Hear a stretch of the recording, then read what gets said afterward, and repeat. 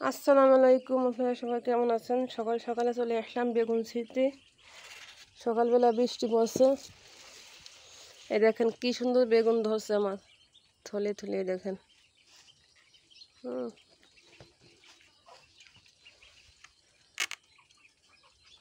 সকালবেলা বেগুন ছিঁড়তে আসলাম।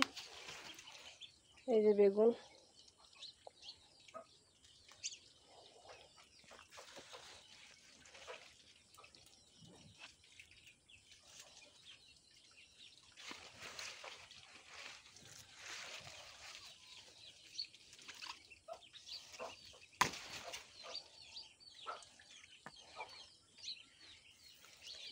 দেখেন আল্লাহ রহমতে কি সুন্দর বেগুন হয়েছে।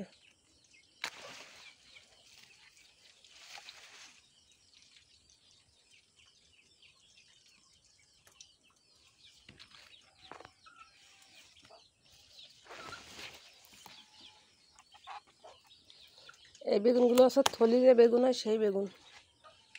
এই দেখেন।